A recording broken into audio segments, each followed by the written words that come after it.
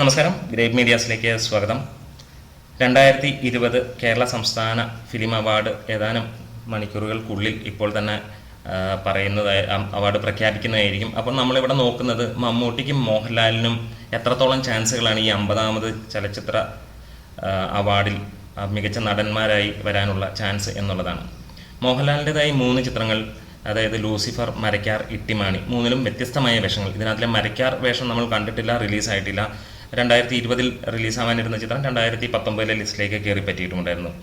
അപ്പം ഇതിനകത്തിൽ മോഹൻലാലിന് ചാൻസ് ലൂസിഫറിലെ വ്യത്യസ്തമായ അഭിനയത്തിന് വളരെയേറെ ചാൻസ് ഉണ്ട്. അതേപോലെ തന്നെ മരക്കാർ നമ്മൾ കണ്ടിട്ടില്ല. മരക്കാറും അതേപോലെ ഒരു ചരിത്ര സംഭവമായതുകൊണ്ട് അതിഗംഭീരമായിരിക്കാം. ഈ 2 ചിത്രങ്ങൾക്കും ഏറെ ചാൻസ് കാണുന്നുണ്ട്. മമ്മൂട്ടിയെ സംബന്ധിച്ചിടത്തോളം ആണെങ്കിൽ മമ്മൂട്ടിക്ക് മാമാങ്കവും അതേപോലെ ഉണ്ട എന്ന ചിത്രവും അതേപോലെ 18ാം പടി എന്നുള്ള ചിത്രവുമാണ് ഇതിനകത്തിൽ മത്സരത്തിന് എടുത്തിരിക്കുന്നത്. മികച്ച നടനാവാനുള്ള ഏറ്റവും വലിയ ചാൻസ് മമ്മൂട്ടിക്ക് ഉള്ളത് ഉണ്ട എന്ന ചിത്രത്തിലെ ഖാലിദ് റഹ്മാന്റെ ചിത്രത്തിലെ അഭിനയത്തിന് തന്നെയാണ്. മാമാങ്കം എന്ന ചിത്രവും ഇതിനകത്തിൽ മത്സരിക്കാൻ ഉണ്ട്.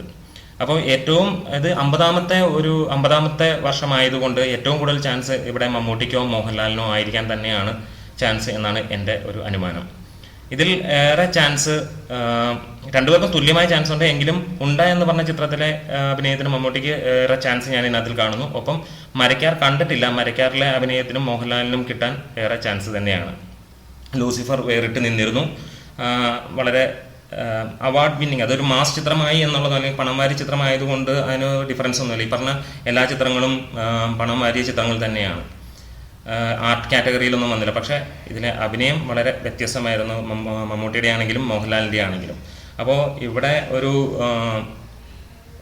നേരിയ വ്യത്യാസം മാത്രമേ നമുക്കിവിടെ കാണാൻ കഴിയുന്നുള്ളൂ. ഇവരിൽ ആർക്കെങ്കിലും അങ്ങോട്ടും ഇങ്ങോട്ടും മാറുകയാണെങ്കിൽ തന്നെ ഏറെ ചാൻസ് മമ്മൂട്ടിക്ക് തന്നെയായിട്ടാണ് നമുക്ക് തോന്നുന്നത്. പിന്നെ സമീപകാലത്ത് നമ്മൾ കണ്ടുവരുന്നിരുന്ന ഒരു സംഭവം എന്ന് പറഞ്ഞാൽ മമ്മൂട്ടിയും മോഹൻലാലിനെയൊക്കെ ഇതിനകത്ത് നിന്ന് ഒഴിവാക്കിയിട്ട് പുതിയ ആൾക്കാർക്ക് കൊടുക്കുന്നു. ഒരുപാട് വർഷങ്ങളായിട്ട് നമ്മൾ കണ്ടുവരുന്നൊരു കാര്യം അതാണ്.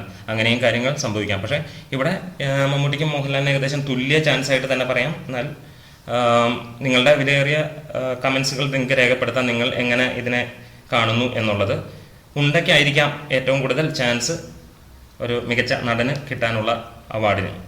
അപ്പോൾ ഞങ്ങളുടെ വീഡിയോസ് ആദ്യമായിട്ട് കാണുന്നെങ്കിൽ ഒന്ന് ലൈക്ക് ചെയ്യുക, ഷെയർ ചെയ്യുക, സബ്സ്ക്രൈബ് ചെയ്യുക. Great medias.